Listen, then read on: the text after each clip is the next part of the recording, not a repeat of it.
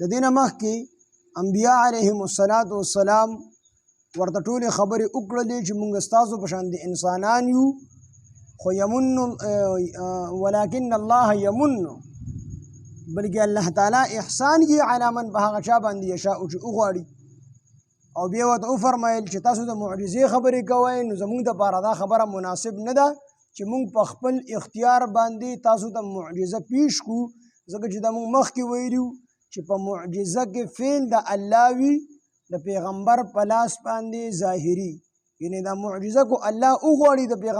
پیغمبر په لاس باندې به ظاهره شي کو الله ونه غواړي د پیغمبر په لاس باندې معجزه نه ظاهریږي نو پیغمبرانو دا خبره وکړه بیا ورته وفرمیل چې موږ به په الله تعالی باندې توکل کو او الله تعالی چې موږ ته کومې لارې ښولي دي په هغه لارو باندې به ځو او موږ چې تاسو موږ ته کوم تکلیفونه را رسوي په هغې باندې به صبر کو دا ټولې خبرې ورته پیغمبرانو وکړلې نو قوم یې ورته وویل چې په دې خبرو باندې نه خلاصېږئ دوه خبرې دي یا خدا چې د زوړ دین ته به واپس راځئ د دې خبرې یو مطلب دا دی او لتعودن فی ملتنا چې ولې پیغمبران علیاذ بالله د دې په دین باندې نو نه پیغمبر هغه پیدایشي چې کوم دی موحدي د الله تعالی د توحید اقرار کوونکي وي خو د دې مطلب دا و چې ته څنګه مخکې د پیغمبرانو خاموش وي او زموږ د بوتانو بد دې نه وي زموږ د خدایانو انکار دې نه کوو نو هم اکه شانتې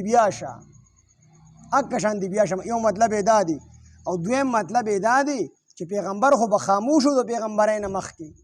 په خپله خو په توحید باندې خو د الله ته طرف نه به ورته امر نو راغلی پیغمبري به ورته را نه میلاو شي نو خلکو ته به یې څه نه وي په خپله به په توحید باندې و نو د خلکو په زړه کې دا خبره ګڼله چې کیدی شي دي زموږ په ملت باندې وي د خلکو به د غلط ګمانۍ د وجې نه دا غلط ګمان کوو پیغمبر باندې د کافرانو چې دی زموږ په دین باندې دي نو چې کله به هغه ته الله تعالی پیغمبري ورکړه او هغه به د دې بوتانو بد او رد ویل شروع کړو د هغې انکار به یې شروع کړو د الله وحدانیت به یې شروع کړو نو د خلکو به وایي چې دی خو اوس بل دین ته واوړېدو حالانکې دی په خپل دین باندې خو صرف دی به یې منع کول شروع نو دا مطلب دی دی به ورته وی چې یا خدا داسې وکړه چې واپس هغه خپل حال ته راشه زموږ د بوتانو بد مه وایه او که دا نه کوې نو تا به موږ د کلي نه چې کوم دی وباسو نو الله تعالی دغه وخت پیغمبرانو ته وحي وکړله چې دوی تا د کلي نه نشي ایستلی بلکې موږ به دوی هلاک کړو د ظالمانو جرړې به پرېږدو هغه خلک به موږ تاسو به آباد کو او ستاسو چې کوم ملګري دي هغه څوک چې الله تعالی وایي زما مخکې د ودرېدو نه یریږي او زما د عذاب چې کومې وعدې ما د خلکو سره کړي دي د هغې نه یریږي نو هغه خلک موږ به دغه ځمکو باندې آباد کړو